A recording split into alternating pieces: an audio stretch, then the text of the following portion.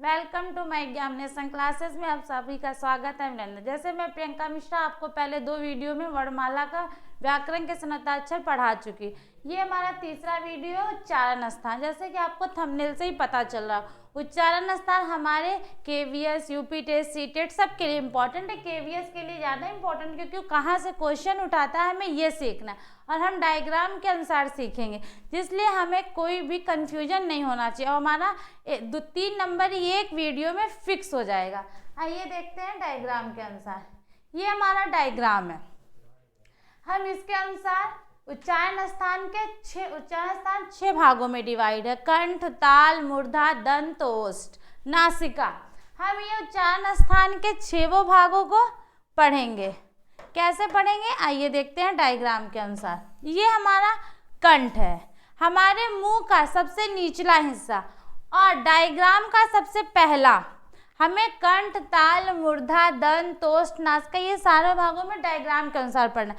हमें अपने डायग्राम से अपने माउथ को भी कनेक्ट करके पढ़ना है। ये देखिए, जो हमारे मुंह का सबसे निचला हिस्सा होता है उसे हम कंठ कहते हैं, और ये डायग्राम के सबसे पहले हिस्से। फिर हम आगे बढ़ेंगे। ताल हम थोड़ा सा अपने मुंह के ऊपर उठाएंगे, जो हमारे जीभ के आकार का एक लटका हुआ रहता है उसे हम ताल बोलते हैं। और जो हमारी जीभ होती है वो जो ऊपर की ओर में टच हो रही है वो हमारा मूर्धा हो जाता है। दंत हमारा, जब हम आगे बढ़ेंगे दांत, वो हमारा दंत हो जाता है। और उसके बाद मुंह के सबसे बाहरी हिस्से को हम ओष्ठ कहते हैं। ठीक है, ये हमारा रहा 6 भागों में, कंठ, ताल, मूर्धा, दंत, ओष्ठ। जैसे कि आपको डायग्राम के अनुसार समझ है, कंठ, ताल, मूर्धा, दंत, ओष्ठ।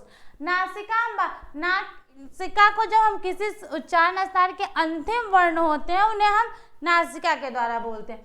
अब हमें ये पढ़ना है कि कंठ से कौन कौन से शब्द बोले जाते हैं उच्चारण स्थान। हम उच्चारण स्थान में स्वर को भी पढ़ेंगे और व्यंजन को, दोनों के उच्चारण स्थान को लेके चलेंगे, इसलिए आपको ये कंफ्यूजन ना हो कि स्वर कहाँ से बोले जाते हैं और व्यंजन कहाँ से बोले जाते हैं, क्योंकि स्वर तो हमें पता, व्यंजन तो हमें पता चल जाते हैं, पर हमें स्वर में कंफ्यूजन होता है, इसलिए हमें स्वर और व्यंजन दोनों को पढ़ना है। क से कंठ, इसमें रटने वाली चीज कोई नहीं है। क से कंठ होता है और क से क वर्ग होता है। तो जो क वर्ग है वो हमारा कंठ से बोला जाता है। क वर्ग हमारा कंठ से। फिर आता है हमारा स्वर, ये तो व्यंजन हो गया, ये हमारा क्या हो गया, व्यंजन। अब हमारा आ गया स्वर। स्वर में हमारा पहला शब्द मतलब अ और आ। देखिए, हमारे मुंह का सबसे निचला हिस्सा कर, उच्चारण स्थान के सबसे पहला कंठ क्या है, क वर्ग। हमें वर्ग के हिसाब से पढ़ना है, जिसे क से लेके तब प वर्ग तक 5 वर्ग होते हैं। तो पहला वर्ग क्या है हमारा, क है। क हमारा क्या है, कंठ है। पहला वर्ग क वर्ग, और वहीं से हम जब आ ई पढ़ते हैं तो आ हमारा क्या है, पहला है, और ये पहला भी हमारा क्या है, ये भी कंठ से बोला जाएगा। मतलब हमारा क वर्ग और आ ये हमारा कंठ हो गया। बच्चा हमारा ह हमारा जो है ये भी हमारा क वर्ग से बोला जाता है।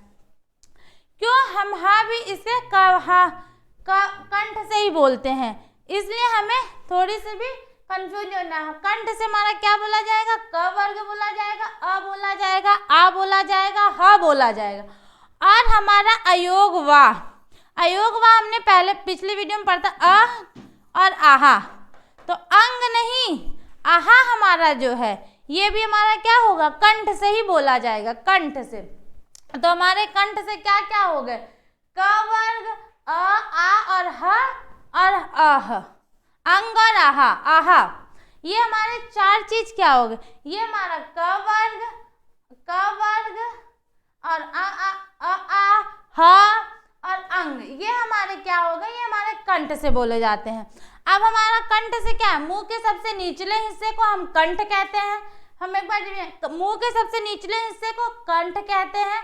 और उच्चारण स्थान के सबसे पहले, क्योंकि उच्चारण स्थान में सबसे पहले क्या आएगा, कंठ आएगा। और उच्चारण स्थान क वर्ग के, वर्णमाला में 5 वर्ग होते हैं, क वर्ग, आ और ह, अनुस्वार के जो अह है ये सब हमारे कंठ से बोले जाते हैं। उसके बाद हम आते हैं तालु पे। अब हमारा क्या आता है, तालु।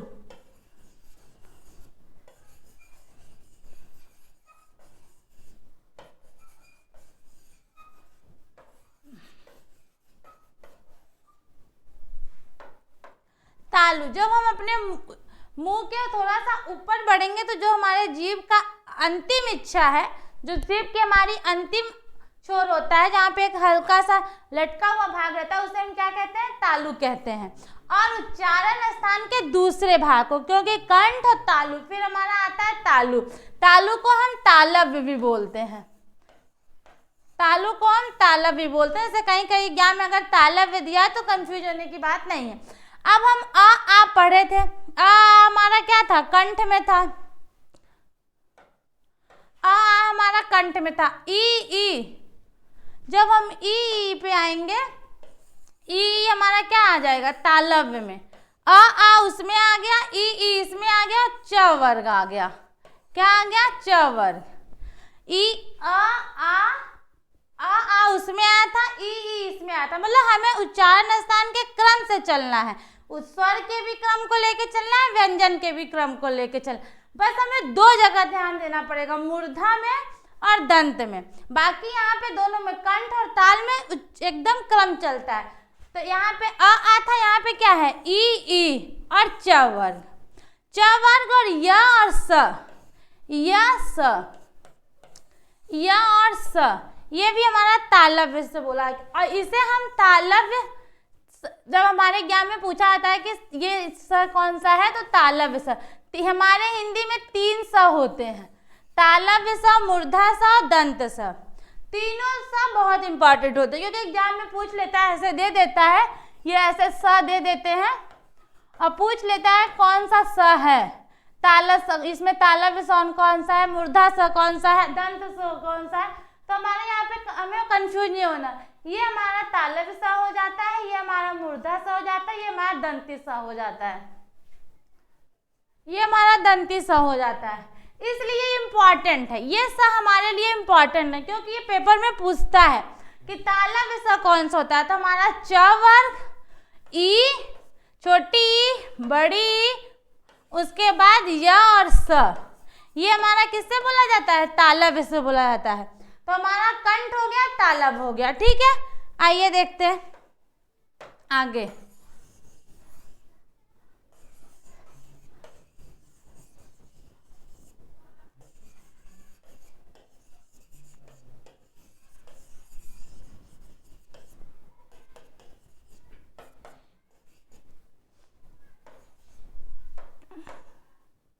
अब हम पढ़ेंगे मूर्धा। अब हम मूर्धा पे आएंगे। ठीक, मूर्धा हमारे जीभ का वो हिस्सा जो ऊपर के, हमें देखो मूर्धा अपने आप टच हो रहा है, मतलब जो हमारे ऊपर जीभ के ऊपर वाले हिस्से को टच करे उसे हम मूर्धा कहते हैं। अब मूर्धा में क्या आ गया, ट वर्ग आ गया। क वर्ग, च वर्ग, ट वर्ग, ये हमारा, इसमें तो उच्चारण व्यंजन में तो कोई डाउट नहीं, पर हमें यहाँ से थोड़ी सी दिक्कत क्या होगी, री हमारा क्या है, ये हमारा मूर्धा से बोला जाता है। मतलब इसे आपको ये नहीं करना है आ ई। अब आप ऊ मत लाइएगा, इसलिए हमने बोला है कि हमें थोड़ा सा स्वर में ध्यान देना पड़ेगा। आ ई। अब हमें ऊ नहीं लाना, क्योंकि ऊ हमारा ओष्ठ पे हो जाएगा, इसलिए हमें यहाँ पे क्या लाना है, री लाना है। यहाँ पे क्या है, री है, सिर्फ एक ही है री, हमें स्वर में सिर्फ एक ही है री, क्योंकि आ ई इसमें हो गया। अब हमारा मूर्धा में ई बचेगा, ई और ट वर्ग, और हमारा क्या, स, ये कौन सा स है, मूर्धा, ये मूर्धा, ये हमारा 3 किस में आ जाएगा, ये हमारा मूर्धा में आ जाता है। इसे हम मूर्धा सा भी कहते हैं, क्योंकि मूर्धा से बोला जाता है, इसलिए हम मूर्धा सा कहते हैं। और ये संयुक्त, ये इसी से 2 से, ये स से ही संयुक्त व्यंजन भी बनता है, क प्लस स बराबर 6, ये भी हमें ध्यान देना है, इसलिए हमें कोई भी दिक्कत नहीं होगी। हमारा कंठ, ताल, मूर्धा, मूर्धा से हमारा 3 चीज होता है, एक तो ट वर्ग, उसके बाद री और स। अब मूर्धा क्या है, जहां हमारे जीभ ऊपर हिस्से को टच कर रही है, वो हमारा मूर्धा हो जाता है, कंठ, ताल, मूर्धा। अब हम आगे देखते हैं। अब हम आते हैं दंत पे।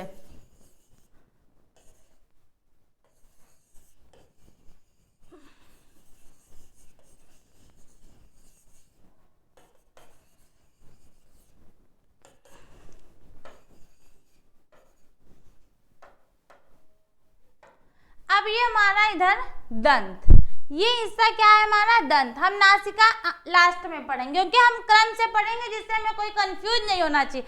कंठ ताल मूर्धा दंत ओष्ठ, कंठ ताल मूर्धा दंत ओष्ठ, उसके बाद नासिका। अब दंत, दंत क्या है हमारे ओष्ठ के मुंह के अंतिम हिस्से के मतलब लास्ट का हिस्सा हमारा मुंह होता है, उसके पहले दांत, दांत हमारा देखिए दंत से हम क्या बोल रहे हैं त वर्ग। उच्चारण स्थान, हमें अपने उच्चारण स्थान के क वर्ग च वर्ग ट वर्ग त वर्ग प वर्ग ये लेके चलना है। उच्चारण स्थान के उच्चारण स्थान कंठ ताल मूर्धा दंत ओष्ठ, और हमारा प उच्चारण स्थान के जो 5 वर्ग होते हैं कंठ, वो 5 वर्ग क वर्ग त वर्ग च वर्ग प वर्ग, ये हमें लेके चलना, इसलिए हमें कोई कंफ्यूजन नहीं होगा। बस हमें वहाँ मूर्धा में थोड़ा सा देखना है कि हमें अ आ ई इसमें आ रहा है, पर इसमें उ नहीं आएगा, इसमें हमारा क्या आ जाएगा री आ जाएगा। बस हमें स्वर में सिर्फ एक ही है री, बाकी कोई नहीं है। इसके बाद हम आएंगे दंत। दंत में क्या है हमारा त वर्ग है, क्योंकि हमें पता है क्रम से चल रहा है त वर्ग और स। दंत में केवल 2 ही है, दंत में स्वर नहीं है। यहाँ से हमारा क्वेश्चन भी बन जाता है कुछ उच्चारण स्थान में ऐसा कौन सा उच्चारण स्थान है जिसमें एक भी स्वर नहीं बोले जाते, तो कौन सा है हमारा दंत है। दंत में हम एक भी स्वर नहीं बोल रहे हैं, इसलिए हमें ध्यान में रखना है। ठीक, यहाँ से क्वेश्चन बन जाता है। ये क्वेश्चन जब हम ये हमारा टॉपिक खत्म हो जाएगा तो जब हम टेस्ट कराएंगे उसमें सारे क्वेश्चन देखेंगे। तो यहाँ पे हमारा दंत में क्या आ गया त वर्ग आ गया और स आ गया, सिर्फ 2 है। अब हमारा लास्ट में क्या है उ, ओष्ठ। लास्ट में हमारा कौन सा टॉपिक बचा ओष्ठ।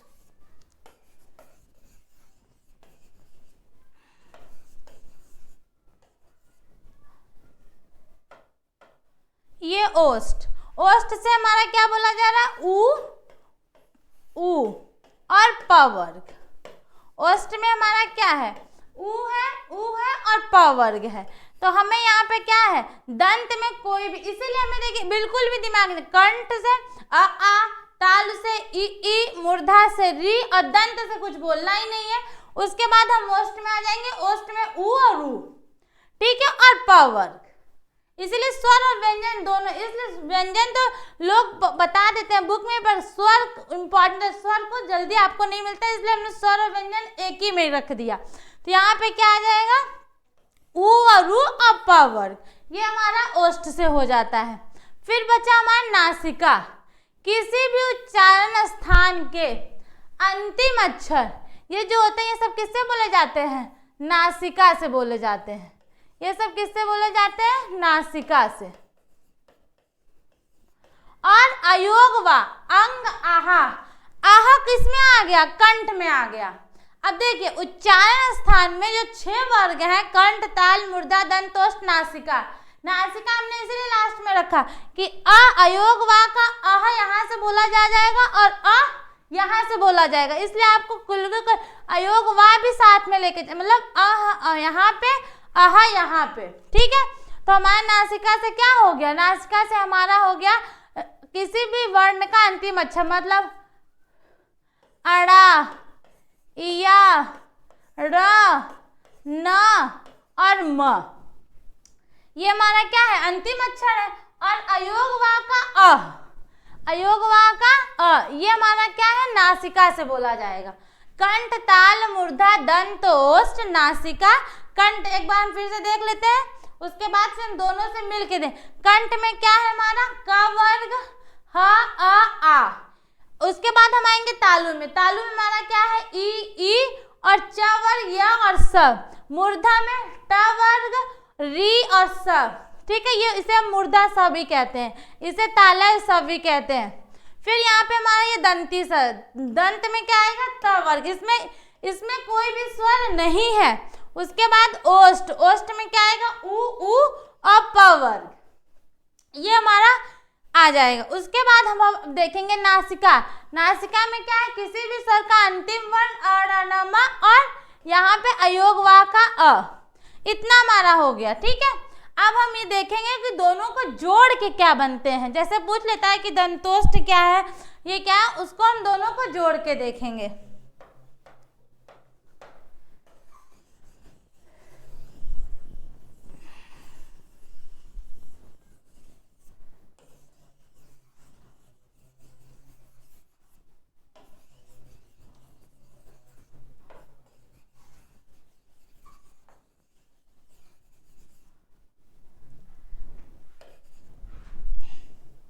ठीक, अब देखो जोड़ के मतलब जैसे कंठ और ताल से क्वेश्चन पूछ लेता है ना, कंठ और ताल, तो कंठ ताल से क्या बोला जा रहा है, ए और ए।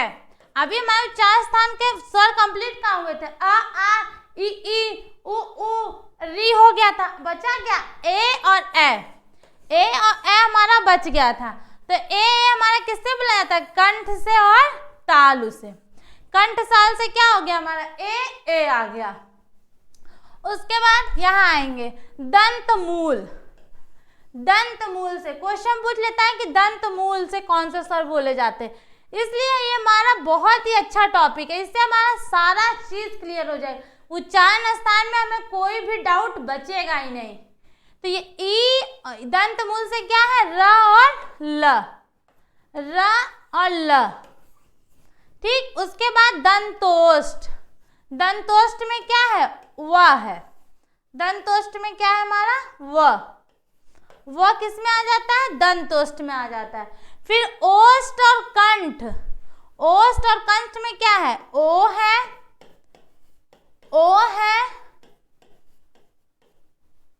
ये हमारा ओ और ओ, ये हमारा किस में आ जाता है, ओष्ठ और कंठ में आ जाता है। तो हमने दो मिला करके क्या देखे, कंठ और ताल से क्या बन रहा है हमारा, ए और ए बन रहा है। दंत मूल से क्या बन रहा है, रा और ला बन रहा है। और दंतोष्ठ से क्या बन रहा है, व बन रहा है। और ओष्ठ और कंठ से ओ बन रहा है। ठीक है, इसलिए हमें कंठ ताल मूर्धा दंत ओष्ठ नासिका ये तो हमने पढ़ा है, और कंठ ताल ये इसलिए हमने इम्पोर्टेंट बताया क्योंकि ये ए और ए बहुत पूछता है, क्योंकि जो दो से मिल के पूछ रहे हैं बन रहा है वो इम्पॉर्टेंट हो जाता है। ये सब हमारे अ इम्पॉर्टेंट है, च इम्पॉर्टेंट है, स इम्पॉर्टेंट है। जितने हम जब कराएंगे टेस्ट उसमें हमें इम्पॉर्टेंट चाहिए, बताइए कौन से ज़्यादातर क्वेश्चन पूछे जाते हैं, कैसे पूछे जाते हैं, कहाँ से पूछे जाते हैं, इसलिए हमारे उच्चारण स्थान बहुत इम्पॉर्टेंट हो जाता है। कंठ और ताल, कंठ ताल ए और ए, दंतमूल र ल, उसके बाद ओष्ठ और कंठ से ओ और दंतोष्ठ से दंत और ओष्ठ से व। ये हमारा डायग्राम के अनुसार था। ये हमने देखा कि कैसे उच्चारण स्थान को हमने 6 भाग में डिवाइड किया, कंठ ताल मूर्धा दंत ओष्ठ नासिका। क वर्ग कौन सा, ट वर्ग प वर्ग किसे बोला, तीनों सा कैसे हो जाते हैं, ओष्ठ दंतोष्ठ। इसलिए हमें इसमें कोई भी कंफ्यूजन नहीं बचेगा, हमारी सारी चीजें जो होती हैं क्लियर हो जाएंगी। इस एक वीडियो में ही हमारा उच्चारण स्थान क्लियर हो जाएगा, इसमें हमें कोई भी डाउट नहीं बचेगा। अब ये डायग्राम के अनुसार था, अब हम इसे थोड़ा सा लिख के भी समझ लेते हैं। ये जैसे ये है कि हमने उच्चारण स्थान तो देखा ही, अब इसमें जैसे हमें क वर्ग है, ये च वर्ग है, ट वर्ग है, त वर्ग है, 5 है, ये 5 वर्ग हैं। पर इसे हम और भी कुछ कहते हैं, अघोष कहते हैं, घोष कहते हैं, अल्प प्राण कहते हैं, महाप्राण कहते हैं, सघोष क्या है, अघोष क्या है, ये भी हम थोड़ा सा इसमें देख। इसलिए इसमें ये तो स्वर का है, पर इसमें हम इसलिए देखेंगे क्योंकि हमारा इसी उच्चारण स्थान से अघोष, सघोष, अल्प प्राण, महाप्राण, घोष ये सब हमारा क्या हो जाएगा, क्लियर हो जाएगा। उच्चारण स्थान के साथ साथ हमारा ये चित्र के अनुसार ये भी क्लियर हो जाएगा। इसलिए हमने दोनों चीज एक ही वीडियो में देखा है, क्योंकि जिससे आपको ये अघोष और घोष, अल्प प्राण, महाप्राण में भी कोई डाउट न रहे।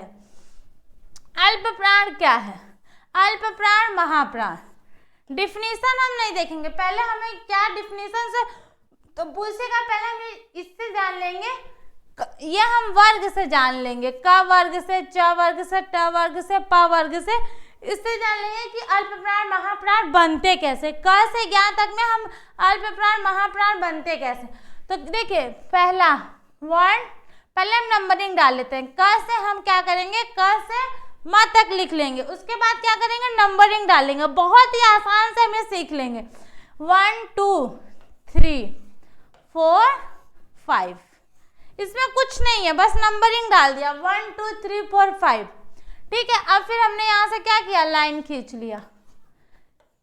ठीक, और क्या है, पहला तीसरा पांचवा, मतलब हमारा क्या हो गया, विषम संख्या। मतलब क्या हमारा, विषम संख्या। विषम संख्या पहला तीसरा पांचवा। क वर्ग, क ग अंगा, ये हमारा क्या है, अल्प प्राण है। ये मतलब किसी भी वर्ण का पहला अक्षर, तीसरा अक्षर और पांचवा अक्षर, ये हमारे अल्प प्राण हो जाते हैं। दूसरा और चौथा मतलब सम संख्या। सम संख्या ये हमारा क्या हो जाता है, महाप्राण हो जाता है। महाप्राण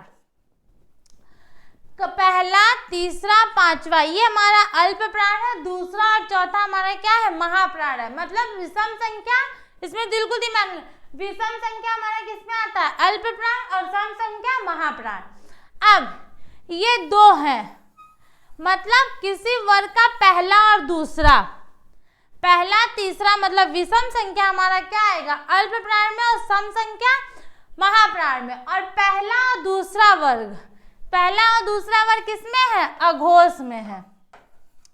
ये क्या है, अघोष में है, अघोष वर्ण में। और तीसरा चौथा और पांचवा, तीसरा चौथा और पांचवा हमारा क्या है, घोष वर्ण है। इसे हम क्या बोलते हैं, सघोष वर्ण भी कहते हैं। घोष वर्ण भी कहते हैं और सघोष वर्ण। कभी कभी क्वेश्चन हमारा क्या दे देता है, घोष ना दे के सघोष दे देते है, सघोष ना दे के घोष। तो ज्यादातर घोष हमें पता रहता है, पर हमें सघोष नहीं पता रहता, इसलिए हमारा आता हुआ क्वेश्चन में पेपर में गलत हो जाता है। इसलिए हमें दोनों चीज को लेके चलना है, घोष भी और सघोष भी। पहला तीसरा पांचवा अल्प प्राण, दूसरा चौथा महाप्राण, पहला और दूसरा अघोष, तीसरा चौथा घोष। ये कहाँ तक की बात है, क से लेके म तक की, क से लेके म तक की, ये हमारे किसमें आ जाते हैं, अघोष। अब हमें इसके साथ साथ में हमें ये भी देखना है कि स्वर और बाकी जो हमारे व्यंजन बच रहे हैं उसे वो कौन कौन से, हमने क से म तक ही तो पढ़ा, यहाँ तक क से म तक कितने, 25 वर्ण, 25 वर्ण हमने इसमें पढ़ा। अब 25 क्या थे, व्यंजन थे। पर हमारा ये भी क्वेश्चन बन जाता है ना कि स्वर किस में आते हैं, अल्प प्राण में कि महाप्राण में कि संघोष में कि अघोष में, तो हमें स्वर भी देके देखना है। अल्प प्राण, अल्प प्राण में क्या आते हैं, अंतस्थ व्यंजन, अंतस्थ व्यंजन, य र ल व, य र ल व अंतस्थ। हम अंतस्थ व्यंजन इसलिए बोल रहे हैं क्योंकि इससे आपका दो चीज तैयार हो जाएगा। अंतस्थ व्यंजन क्या है, य र ल, ये भी तैयार हो जाएगा, अल्प प्राण में भी आता है। अ से अंतस्थ, अ से अल्प प्राण, ट्रिक एकदम दिमाग में बैठा। अ से अल्प प्राण, अ से अंतस्थ, मतलब हमें कहीं से कंफ्यूज होना ही नहीं है। अ से अंतस्थ, अ से अल्प प्राण, इसलिए ये किस में आते हैं, अल्प प्राण में आते हैं। अ से अघोष, ठीक है, अघोष में क्या आते हैं, तीनों स, तीनों स मतलब तालव्य स, मूर्धा स, दंत स। तीनों स का मेरे कहने का मतलब कि आपको तीनों स पता ही है, तालव्य स, दंत स, मूर्धा स, ये तीनों हमारे स हो गए। ये किस में आएंगे, या घोष में आएंगे। अब आएगा महाप्राण, महाप्राण में क्या आएगा, उसमें व्यंजन, उसमें व्यंजन, उसमें व्यंजन कितने होते हैं, 4, पता ही है, स स स स ह। ह क्या था, ह ये हमारा, ये ह है, ये ह, तीनों स, तीनों स और ह। अब देखो अ से अल्प प्राण, अ से अंतस्थ व्यंजन, य र ल व, अघोष में तीनों स, और महाप्राण में तीनों स मतलब उसमें व्यंजन, इसमें अंतस्थ, इसमें ऊष्म। अ से अल्प प्राण, अ से अंतस्थ, इसमें महाप्राण में तीनों स और हा मतलब उसमें व्यंजन। अघोष में तीनों स आएंगे। अ से अंतस्थ, अ से अल्प प्राण और उसके बाद उसमें व्यंजन महाप्राण। अघोष में तीनों स, हा नहीं आना है। उसके बाद हमारा घोष आ जाएगा य र ल व। इसमें अंतस्थ व्यंजन, आप सोच रहे हैं कि अंतस्थ व्यंजन क्या है, इसमें अंतस्थ व्यंजन के साथ साथ ह भी आया है और सभी स्वर इसमें देखिए स्वर की बात हुई थी कि हमने यहाँ व्यंजन पढ़ा था। स्वर हमारा किस में आ जा रहा है, स्वर हमारा किस में आ रहा है, घोष में आ रहा है। ठीक है, स्वर हमारा किस में आ रहा है, इसको हम थोड़ा सा क्लियर कर दें यहाँ पे। तो